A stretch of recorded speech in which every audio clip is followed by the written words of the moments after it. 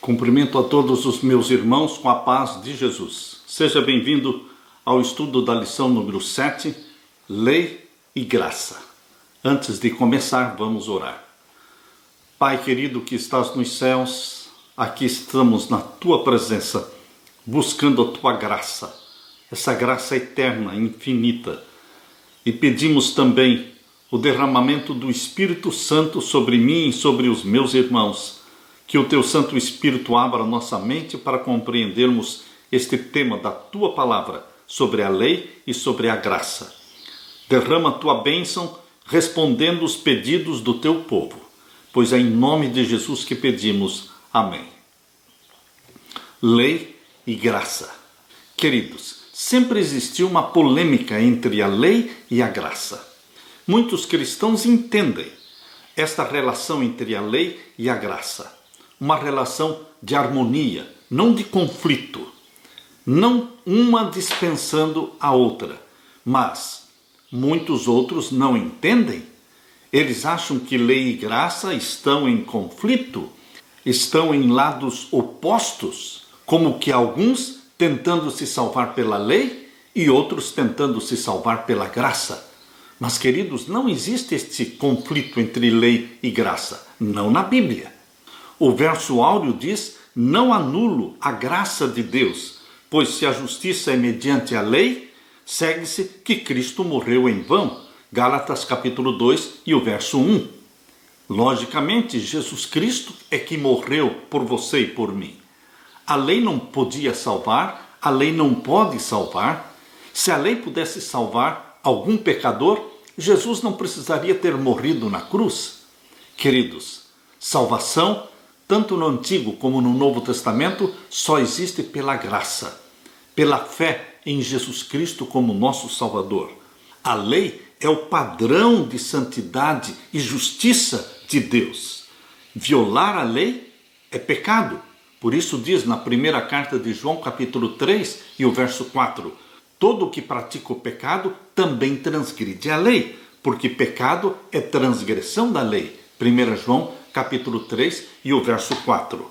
E porque todos nós transgredimos a lei, porque todos nós somos pecadores, todos nós estamos encerrados debaixo do pecado. Isto está em Gálatas capítulo 3, verso 22.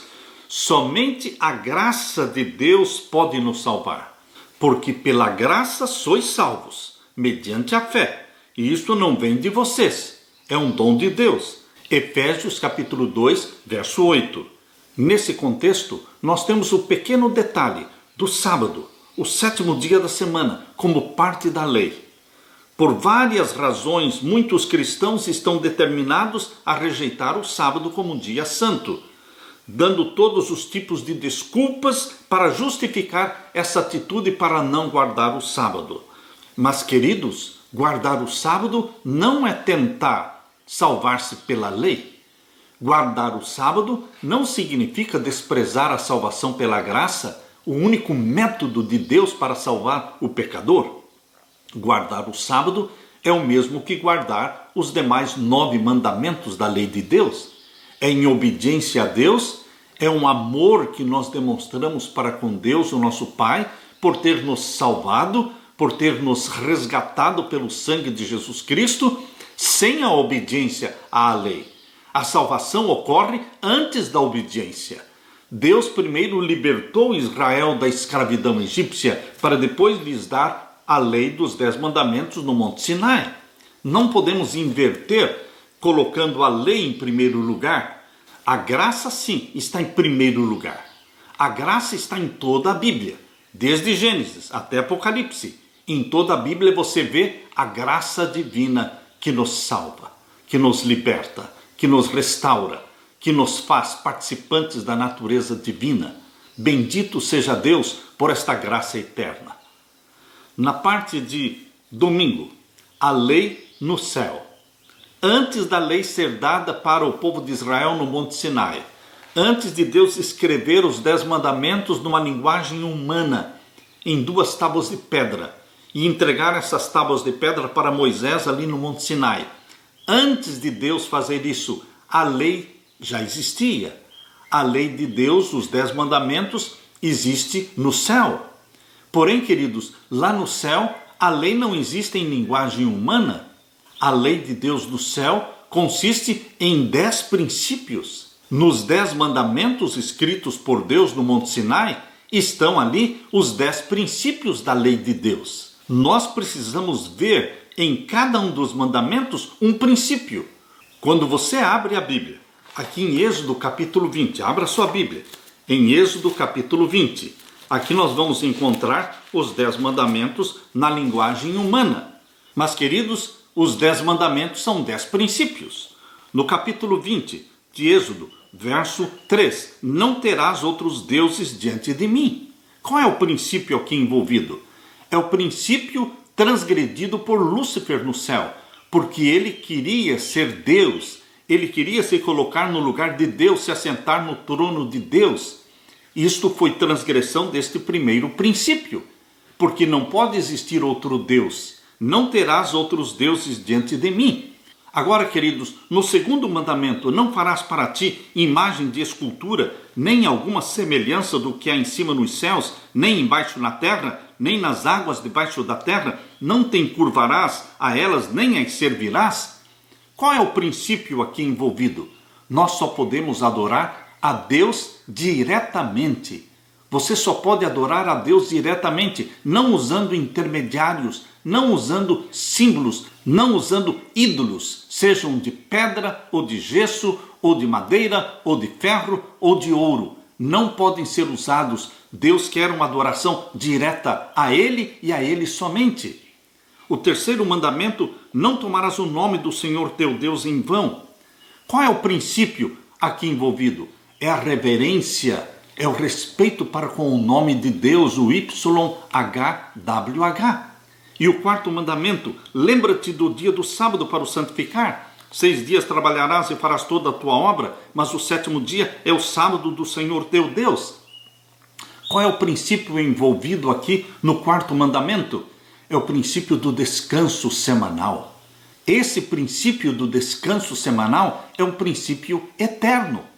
E aqui nós vemos no 5º mandamento, honra o teu pai e a tua mãe para que se prolonguem os teus dias na terra que o Senhor teu Deus te dá. Qual é o princípio aqui envolvido? É o respeito para com os nossos pais e é o cuidado que nós deveríamos ter para com os nossos pais.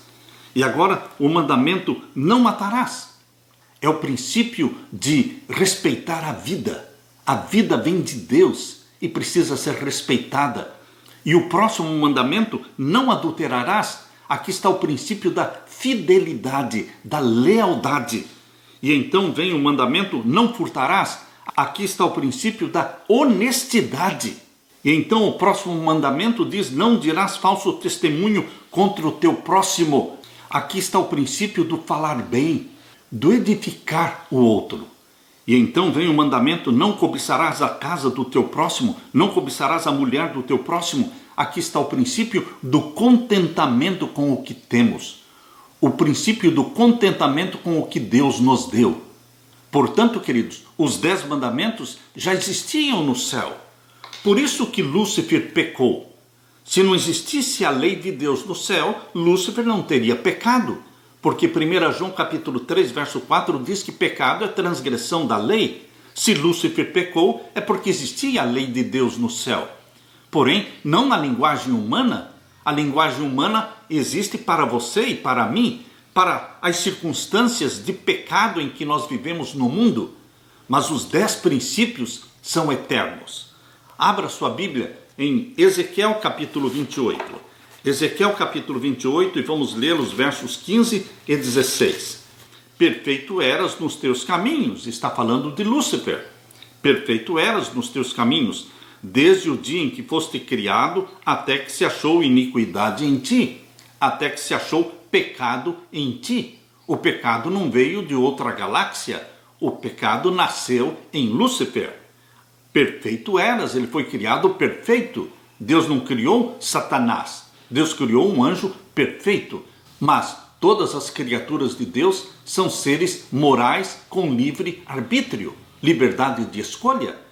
E aqui diz o verso 16, na multiplicação do teu comércio se encheu o teu interior de violência e pecaste, pelo que te lançarei profanado fora do monte de Deus e te farei perecer, ó querubim protetor, entre pedras afogueadas. Elevou-se o teu coração por causa da tua formosura, corrompeste a tua sabedoria por causa do teu resplendor. Por terra te lancei, diante dos reis te pus, para que olhem para ti. Deus criou um anjo perfeito, mas ele usou a sua liberdade de escolha para discordar de Deus, para cobiçar a posição que pertencia a Deus, de ser adorado. Abra sua Bíblia em Romanos capítulo 7, o verso 7. Romanos capítulo 7 e o verso 7. Aqui nós lemos: que diremos, pois? É a lei pecado? De modo nenhum.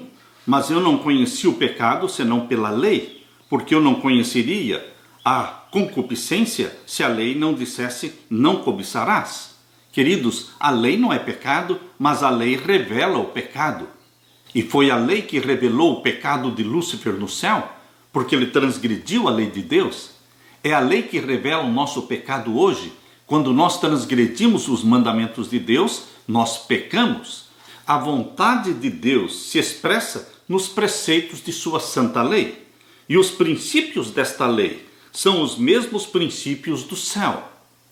Percebam, existem os mandamentos que foram escritos em linguagem humana, os 10 mandamentos, mas existem também os 10 princípios que estão contidos nos 10 mandamentos. E estes princípios são eternos. No céu e na terra, Deus tem seres morais, com liberdade de escolha, e existe uma lei para governá-los. A violação dessa lei, onde quer que seja, no céu ou na terra, é pecado. A lei moral e os seres morais são inseparáveis. Sem a lei, o que definiria o que é moral? Você? Eu? Não. Nós, seres humanos, não definimos o que é moral. O que define é a lei de Deus, a lei moral de Deus, os 10 mandamentos.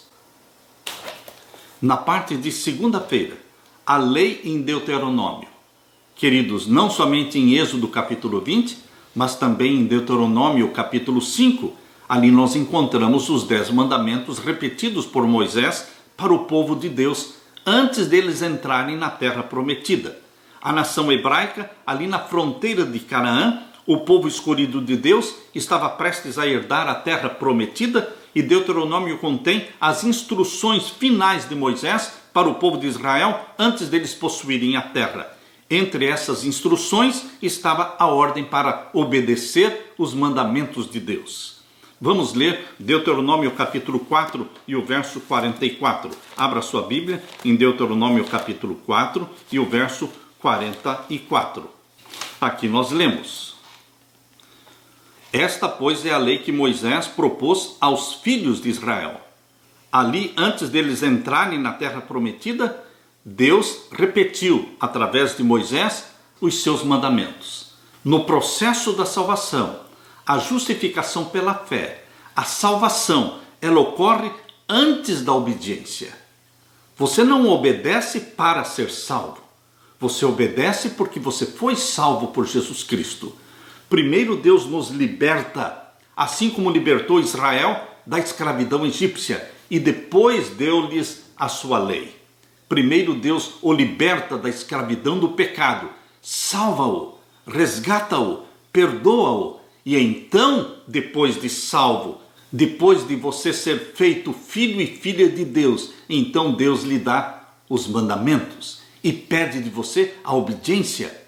O que os filhos devem para os pais, senão a obediência? Por isso que Deus pede a obediência para os seus filhos e filhas, resgatados pelo sangue de Jesus Cristo.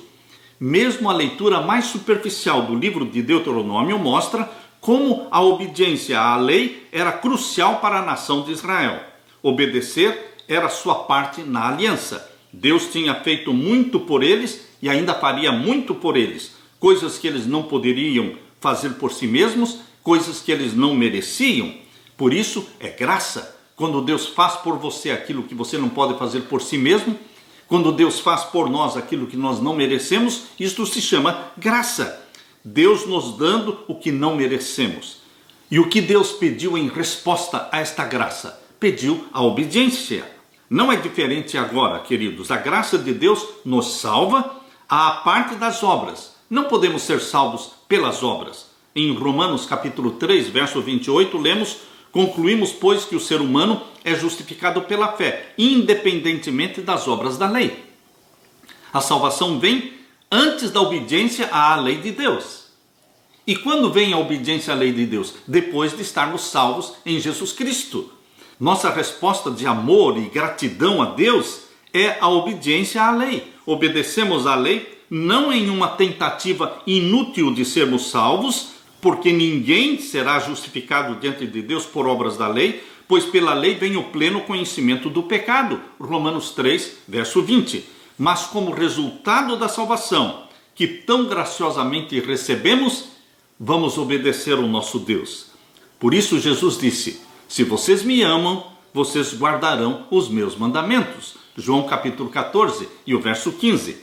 Deuteronômio pode ser visto como uma grande lição prática sobre a graça e sobre a lei, a harmonia que existe entre uma e outra. Pela graça, Deus nos redime, faz por nós o que não poderíamos fazer por nós mesmos, assim como Israel não poderia ter escapado da escravidão egípcia por suas próprias forças. Em resposta, vivemos pela fé uma vida de obediência a Ele e a sua lei.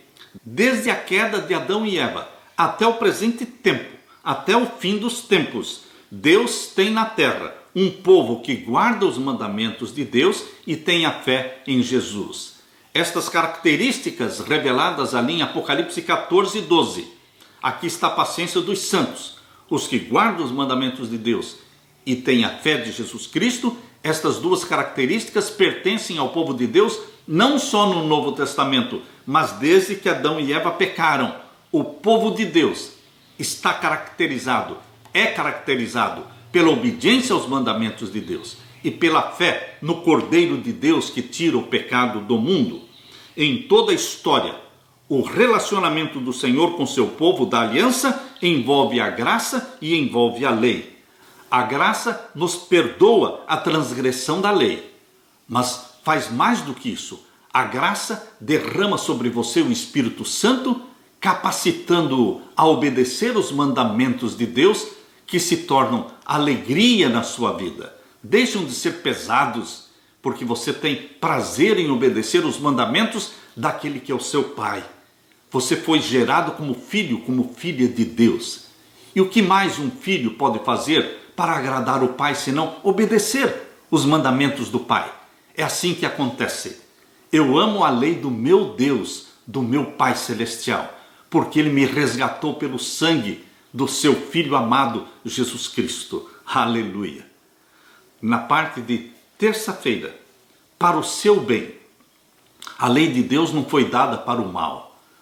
A lei de Deus não foi dada para cercear nossa liberdade. A lei de Deus não foi dada para nos prejudicar.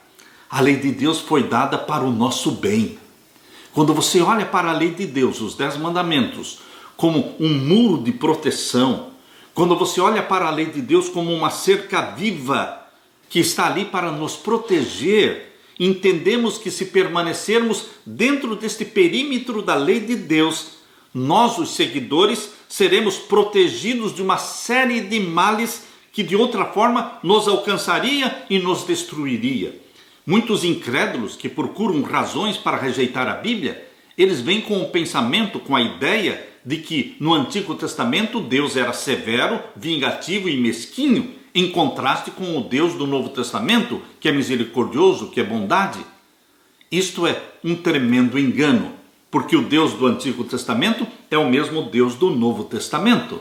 O Deus do Antigo Testamento, meu querido irmão, não é o Deus Pai, é o Deus Filho, toda aquela revelação feita desde o Jardim do Éden. O Deus que procurou Adão e Eva lá na viração do dia, no Jardim do Éden, era o Deus Filho. O Deus que apareceu para Abraão, conversou com Abraão antes da destruição de Sodoma e Gomorra, era o Deus Filho. O Deus que apareceu no Monte Sinai para Moisés, escreveu os 10 mandamentos e falou com Moisés, era o Deus Filho. Toda a comunicação e toda a revelação divina para a família humana pecadora, toda essa revelação é feita através do Deus Filho. Portanto, queridos, o Deus do Novo Testamento é o mesmo Deus do Antigo Testamento. porque a comunicação entre o céu e a terra só é feita através de Jesus Cristo. Deus é amor e Deus é graça no Antigo Testamento e no Novo Testamento. Mas este Deus cheio de amor e cheio de graça, desejoso de nos salvar, ele tem uma lei que já existia no céu e que foi transgredida por Lúcifer. É uma lei também que existe na terra. E nós também precisamos obedecê-la como uma resposta de amor e gratidão por tudo que Deus fez e faz por nós. Abra sua Bíblia em Deuteronômio capítulo 10. Deuteronômio capítulo 10, vamos ver os versos 1 até o verso 15. Deuteronômio capítulo 10, versos 1 até o verso 15. Veja o que Deus fez. Verso 1. Naquele mesmo tempo me disse o Senhor: alisa 2 tábuas de pedra, como as primeiras, e sobe a mim a este monte e faze uma arca de madeira. Deus escreveu os 10 mandamentos nas primeiras tábuas de pedra.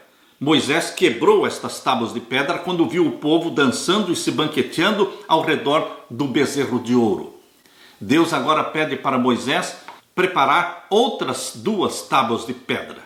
Queridos, isto é graça. Se não existisse graça, todo aquele povo seria destruído, seria morto.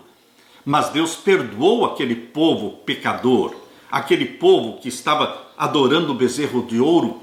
Deus mostrou graça e misericórdia, pedindo que Moisés preparasse outras tábuas de pedra, para que ele escrevesse novamente os 10 mandamentos. O que é isso se não é graça?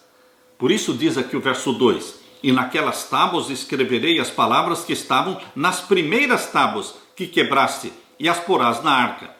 Assim fiz uma arca de madeira de cetim, e alisei 2 tábuas de pedra, como as primeiras, e subi ao monte com as 2 tábuas na minha mão.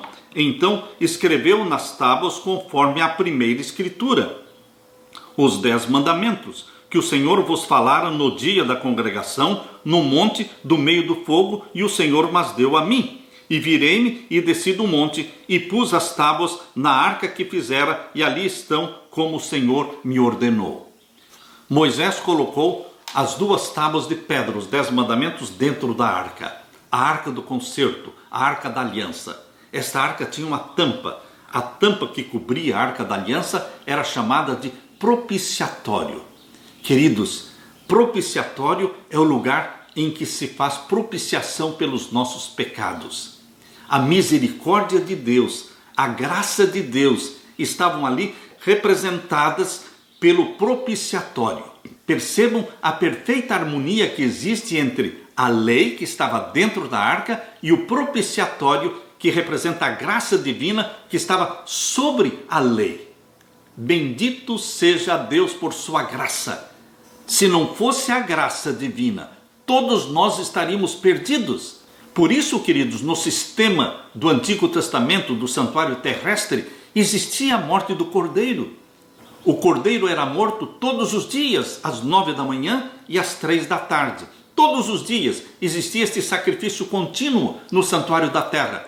Isto é uma revelação da graça divina. Mesmo que o pecador não viesse confessar o seu pecado no mesmo dia, mesmo que ele atrasasse uma semana ou dali um mês, ele viesse confessar o seu pecado, mas durante todo este período ele estava coberto pela graça, porque existia a morte de um cordeiro às 9 da manhã, outro às 3 da tarde, todos os dias no santuário da terra.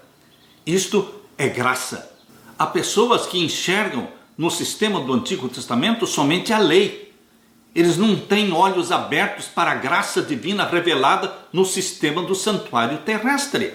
Desde o cordeiro que era morto lá no pátio sobre o altar de sacrifícios, e também através dos sacerdotes que entravam no lugar santo e queimavam incenso diante do véu que separava o lugar santo do Santíssimo. Ali estava a representação da graça, da intercessão, da mediação. Queridos, tudo o que era feito no santuário da terra era um símbolo do que é feito no santuário do céu. Antes de Jesus morrer na cruz, a graça estava representada pelo serviço do santuário, pela intercessão contínua, pelo sacrifício contínuo. Mas, queridos, depois que Jesus morreu na cruz e subiu ao céu e foi entronizado no santuário do céu, a graça não é mais através de símbolos. A graça é concreta. A graça existe em Jesus Cristo, que morreu, que ressuscitou e que subiu ao céu por você e por mim. Ele é o nosso representante. Portanto, queridos, a graça divina está em perfeita harmonia com a lei divina, presentes no santuário da terra, presentes também no santuário celestial. E Deus quer que nós, filhos e filhas de Deus, olhemos para a lei, não com tristeza, não com pesar, mas como bênção. Para o nosso bem a lei foi dada, para servir de muro de proteção, uma cerca viva que protege você e a sua família contra os ataques de Satanás. Porque a lei mostra o que é pecado. Em outras palavras, a lei desmascara Satanás, mostrando a estratégia que ele usa para cativar os filhos de Deus, para enganar os filhos de Deus. A lei é um muro de proteção contra Satanás. Quem despreza a lei de Deus está à mercê, está exposto a Satanás para ser enganado por Satanás, sem nem mesmo perceber. Por isso, queridos, a importância de você ver a harmonia perfeita que existe entre a graça divina e a lei divina. Através da graça nós somos salvos e através da lei nós podemos expressar nossa gratidão e o nosso amor para com o nosso Salvador. Na parte de quarta-feira, escravos no Egito. Em Deuteronômio, um dos temas recorrentes é que o Senhor redimiu seu povo Israel do Egito. Várias vezes eles são lembrados de tudo que Deus fez por eles. Nós lemos em Deuteronômio capítulo 26, verso 8. E o Senhor nos tirou do Egito com mão poderosa, com braço estendido, com grande espanto, com sinais e com milagres. Deus refresca a memória do seu povo, fazendo com que eles se lembrem de todos os milagres e maravilhas que ele fez para libertá-los da escravidão do pecado. Em todo o Antigo Testamento, o relato do Êxodo é mencionado como um exemplo da poderosa libertação da parte de Deus por sua graça, da escravidão e opressão do Egito. Pois eu o tirei da terra do Egito e o resgatei da casa da servidão. Miqueias capítulo 6, verso 4. Mesmo no Novo Testamento, esse acontecimento é mencionado como um símbolo da salvação pela fé em Cristo Jesus. Porque nós lemos em Hebreus capítulo 11, verso 29, pela fé, os israelitas atravessaram o Mar Vermelho como por terra seca. Quando os egípcios tentaram fazer o mesmo, foram engolidos pelo mar. Queridos, no Novo Testamento é repetida também, Deus nos refresca a memória dizendo que ele libertou Israel, fazendo-os passar pelo Mar Vermelho como por terra seca, e permitindo que os egípcios todos morressem no mar, mas o povo de Deus foi liberto, foi salvo. Quando Moisés repetiu os 10 mandamentos ali em Deuteronômio capítulo 5, Moisés colocou uma ênfase adicional para o significado do sábado. Moisés expandiu o que já havia sido dado aos israelitas. Nos 10 mandamentos escritos por Deus no Monte Sinai, o sábado deve ser guardado como um memorial da criação, porque mostra a Deus como o Criador dos céus e da terra. Porém, queridos, ali nos 10 mandamentos de Deuteronômio capítulo 5, quando Moisés repetiu o mandamento do sábado, ele disse que o sábado é um memorial da redenção. É para lembrar o povo de Deus que Deus os libertou da escravidão egípcia. Neste sentido, queridos, o sábado tem 2 significados. O sábado é um memorial da criação e é um memorial da redenção. O sábado celebra Deus como Criador dos céus e da terra, e o sábado celebra Deus também como Redentor nosso, que nos liberta da escravidão do pecado, assim como libertou Israel da escravidão egípcia. Assim, o sábado se tornou não somente um símbolo da criação, mas um símbolo também da redenção e da graça. Todos na casa, não apenas as crianças, mas os servos, os animais, os estrangeiros, todos poderiam descansar no sábado, porque a graça se estendia a todos. A graça que recebemos precisa ser partilhada com os estrangeiros, com o nosso próximo. A Bíblia diz aqui em Mateus capítulo 18, abra sua Bíblia, Mateus capítulo 18, verso 21 em diante. Mateus capítulo 18, versos 21 em diante. Aqui nós lemos: Então Pedro, aproximando-se dele, disse: Senhor, até quantas vezes pecará o meu irmão contra mim, e eu lhe perdoarei? Até 7? Jesus lhe disse: Não te digo que até 7, mas até 70 vezes 7. Misericórdia e graça para com o estrangeiro, misericórdia e graça para com aqueles que nos ofendem. Queridos, a mesma graça que eu recebo de Deus é a graça que eu devo partilhar e dar também para aqueles que vivem ao meu redor. A parábola que Jesus contou aqui em Mateus capítulo 18 fala exatamente da graça que nós recebemos e da graça que deveremos dar para os outros também. Aqui diz a partir do verso 23 de Mateus 18: Por isso o reino dos céus pode comparar-se a um certo rei que quis fazer contas com seus servos. E começando a fazer contas, foi-lhe apresentado um servo que lhe devia 10.000 talentos. Cerca de $600.000 era a dívida deste servo com o rei.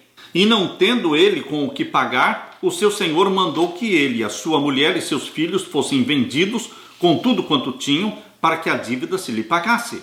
Então aquele servo, prostrando-se, o reverenciava, dizendo: Senhor, seja generoso para comigo e tudo te pagarei.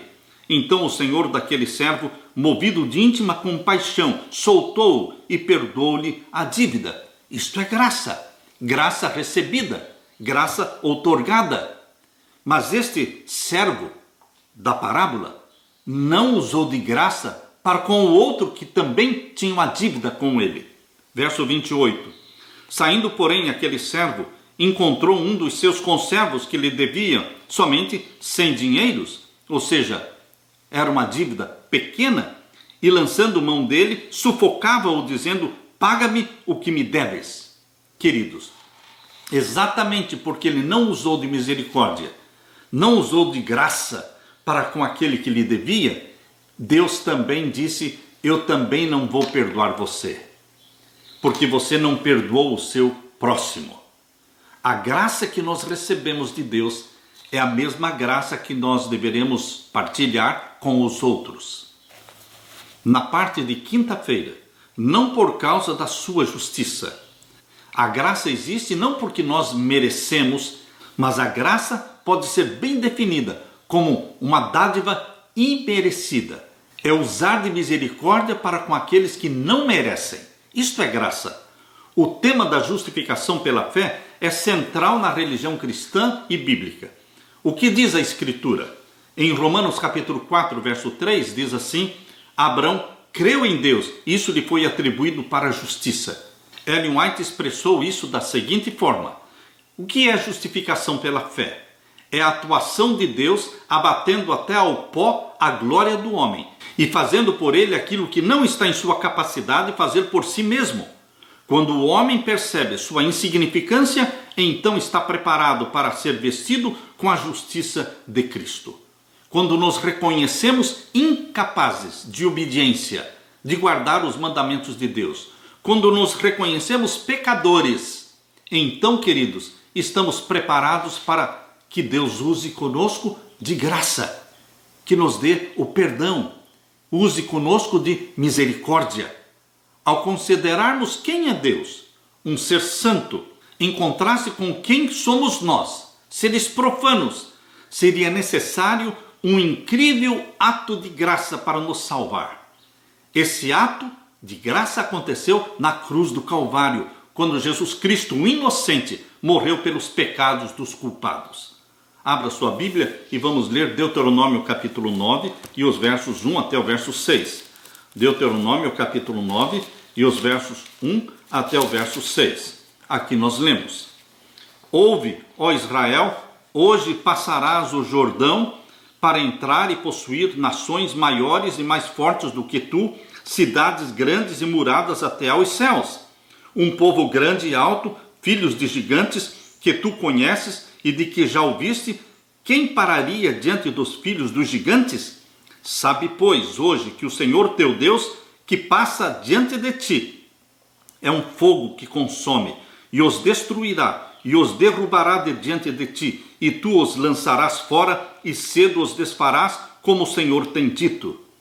Queridos, era impossível Israel possuir a terra prometida, porque ali eram cidades muradas, fortificadas, terra de gigantes. Mas por que eles conseguiram possuir a terra? Porque Deus batalhou as guerras, porque Deus venceu os inimigos, porque Deus destruiu aquelas cidades fortificadas. Foi Deus quem fez. Por isso aqui em Deuteronômio capítulo 9, verso 5 diz: não é por causa da tua justiça, nem pela retidão do teu coração que entras a possuir a sua terra, mas pela impiedade destas nações, o Senhor teu Deus as lança fora de diante de ti, e para confirmar a palavra que o Senhor teu Deus jurou a teus pais Abraão, Isaque e Jacó. Sabe, pois, que não é por causa da tua justiça que o Senhor teu Deus te dá esta boa terra para possuí-la, pois tu és povo obstinado. Em outras palavras, Deus diz: vocês são pessoas pecadoras, teimosas, e não é por causa de vocês que eu estou dando esta terra, mas é por causa da minha graça, é por causa da minha misericórdia, é por causa da minha fidelidade. Eu fiz um juramento a Abraão, Isaque e Jacó, que lhes daria esta terra. E não é porque vocês merecem, mas é porque eu uso de graça e de misericórdia. Queridos, aqui está a graça e a misericórdia de Deus reveladas no livro de Deuteronômio. Aqui na segunda carta de Timóteo, capítulo 1, verso 9, diz que a promessa da graça de Deus foi feita antes dos tempos eternos.